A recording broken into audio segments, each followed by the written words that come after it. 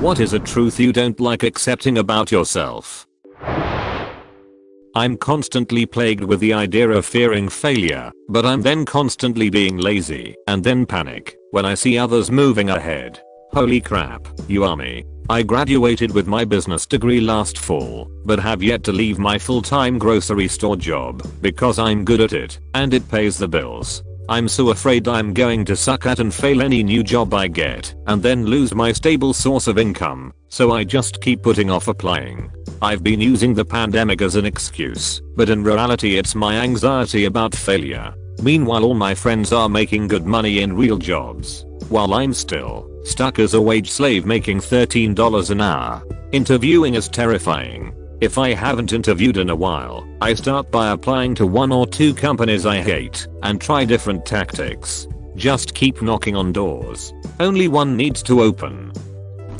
I can get emotional over stupid things. I try not to, and I recognize it happening, but feel out of control over it. I think this is very common within people. If you feel overwhelmed sometimes, I can advise a really good book called Happy by Derren Brown. It's basically a self-help book that explains scientifically why self-help books are bullcrap. It delves into the science of happiness and looks at it with an angle of stoicism. Very fun read, and it leaves you happier. I feel like most self-help books have a section criticizing other self-help books. It's part of the formula lol. My fear of being judged in a situation suppresses my genuine thoughts about things, and it can make me awkward, unfunny or seem like I'm trying way too hard. It's like all social interactions have some sort of performative aspect to them, and that thought is constantly broadcasted on some primal level of my consciousness. It causes me to cringe at myself before I even do anything. This typically occurs when I'm around anyone I'm uncomfortable with, and if I do forget about it, and something suddenly happens to draw my attention back to the meter of a given social situation, the feeling tends to double down. I'm not even antisocial, which makes it worse, because I genuinely like being around people, but it sabotages a large amount of interactions for me, and makes it hard to make friends. Let me give you advice in the form of a quote by David Foster Wallace. You'll worry less about what people think about you when you realize how seldom they do. People are always stuck inside their own heads. Once you realize how little people are judging you because they only think about how others judge you, similar to how you feel now, your eyes will open to a comfortable social world. I have the same issue as the commenter, and I'm aware of this quote. Unfortunately, the way I interpret it is that yes, I understand. No one is deliberating about me for long periods of time, but almost everyone who interacts with me make a quick snap judgment and believe it unfalteringly. I'm stuck in my head turning over and over whether they think I'm stupid, but in reality they've decided I'm stupid 5 minutes ago and are judging someone else now. I give up very easily. I used to be a great student in school, not just with studies but everything else as well, because I'm a fast learner. But that didn't teach me the value of hard work, because everything came easy. And now, in everything I do, if I fail, I just give up. The only thing you have to ask yourself in these situations is, what is at stake? Is it worth trying again? Was it not worth it to start it in the first place? Sometimes losing big time is the lesson you need to value the little things in life. If you haven't experienced such things, my advice to you is to start reading a bit more into philosophy. Stoicism is a great place to start. Good luck, my friend. I'm in the same boat and you seem like a nice guy. Can you give some examples of books? I read a bit of Seneca, and I'm also into TV shows that focus on stoicism and philosophy. F.X. BoJack Horseman, but I still feel I can't motivate myself to be my best. I tend to start something, have a decent start, and then give up, because that thing already exists, or I just don't see why to do it, and end up with computer games. I'm below average intelligence. Everyone likes to think they're so smart, because they can see inside their brains and see, with no interference, all their great and original ideas and thoughts. And I still think smart things sometimes. But in general, the majority of people I meet are substantially smarter than me. Not in terms of volume of knowledge or learned skills, just in that they are better at thinking through things logically, better at problem solving, and more reasonable. It's humbling. To be able to acknowledge your position like this is really one of the smartest things a person could say. Only a true intelligent individual can acknowledge other people's superiority. There are a few things to take into account here. 1. You can't change your biological makeup, so there is no use in worrying about it. 2. As I read your comment, it seems that you're talking about a very specific field of intelligence, that is logicality and problem solving, which means you have your own fields to be intelligent in. There is a reason for the fact that we have specific field professionals. We can't be an expert on everything. If you find your passion, then you find your true intelligence. Are you like some sort of PhD in psychology or something? Cause damn, all your advices are just bang on. Love you dude, and thank you for making Reddit a better place.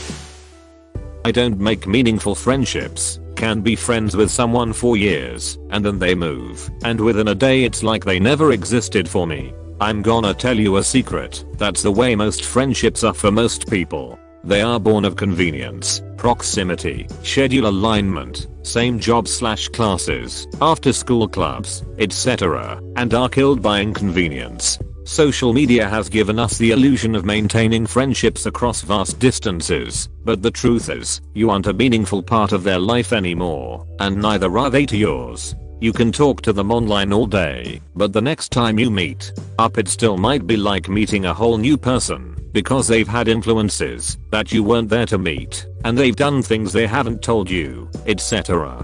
And you're not the person they remember, not exactly, even if you mostly are. The friendship was between two people who don't really exist in the present and under circumstances which certainly do not. Which is why brothers before hoes almost never works. Tie the knot with somebody who can be your best friend and keep working at that, and hopefully you have a friend who will never move away. I'd recommend trying to find meetups for things you like to do, but if you're in a rural area I know that can be hard. There's also the fact, which people don't like to admit, that adults are a lot less willing to make friends than teenagers are.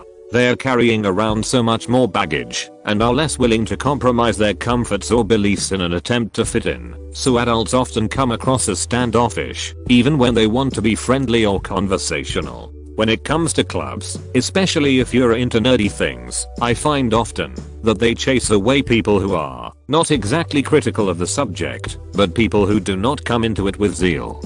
Still, it's worth making the attempt. You may never see these people outside of the club or activity, but it will keep the loneliness at bay and allow you to experience some different personalities and perspectives. This is a sad way of looking at things. I, 23-year-old guy, have several friends that I would miss terribly if they moved away. One of my friends moved 200 miles away, and when I had to travel to his city for work I made sure to visit him. It meant driving the 3 hours home from 9 PM to midnight, when I had to get up at 5 AM that day and get 5 hours of sleep. Atypical for me, but it was absolutely worth it. Sure, you're not going to get that instant deep connection with every person to whom you introduce yourself, but to paint a picture that it just doesn't happen in this day and age is a bleak and fortunately false portrayal. My close friends aren't limited to people that I've known forever either. I made a friend a year ago in a college class and they moved 300 miles away for school, but we still talk literally every day. We have a 260-day snap streak because we are constantly talking. She already snapped me today to comment on the TV show that we both watch, and it was only 8 AM where we are. At top, most people you meet will be acquaintances, but it's definitely still possible to forge strong friendships that I always have been, and likely always will be, the best friend's little brother, if that makes sense. Every friend I ever thought I had turned out to be my older brother's friend, but had to hang out with me if they wanted to hang out with him.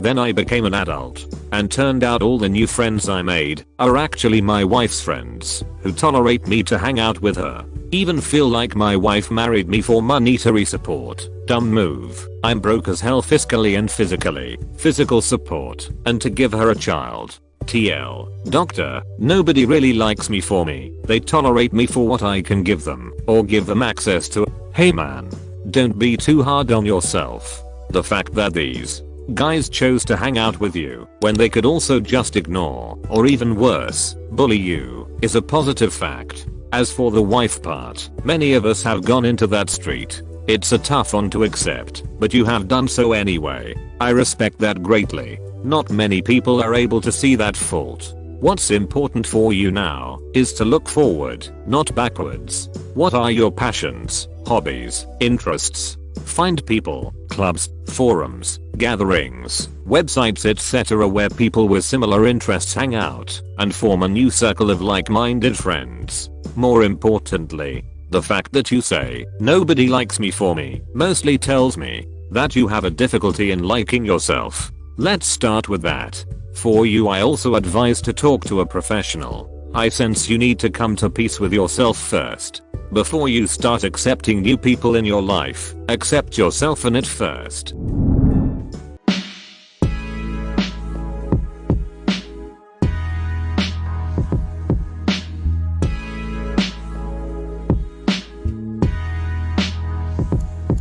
I'm going to hit this answer up anonymously. I hope it's still interesting. Basically, I'm in love with a girl that gets away with anything she wants. Literally, I'm a perfect example of someone being blinded by love. My girlfriend has done things that would not be accepted by most people in relationships. For example, having a fling with a guy at work, lying to me through her teeth about it, cutting it off when I found out, then starting it up again, and admitting to that same guy that she's madly attracted to him. Then lying to me about it again, not putting the effort into making me feel comfortable with the situation, then coming back to me and expecting me to understand what she's going through.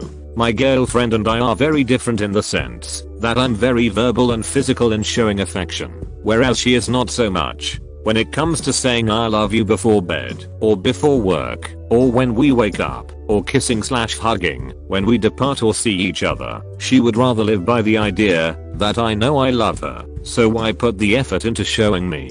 She knows that at times I need to be shown and told that I'm loved, but she sometimes doesn't seem to care. It has recently become very obvious to me that I have been putting in most of the effort when it comes to our relationship. Yet somehow I put up with it and still deeply love her. I hope that she'll one day realize how good I'm to her in understanding the struggles she's going through, and that one day I'll be rewarded for my patience and understanding.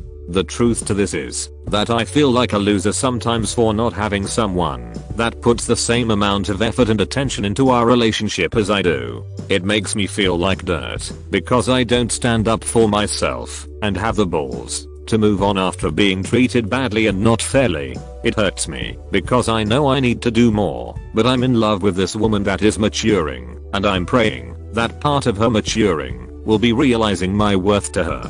How long of your life do you want to spend being miserable while hoping she'll change? Yes, she wants a cuckold, not a partner. Do you love her because of the small moments that she chooses to share her fun self with you? Don't be sad that the time you've invested in this relationship has gone. That's a learning experience. Use the lesson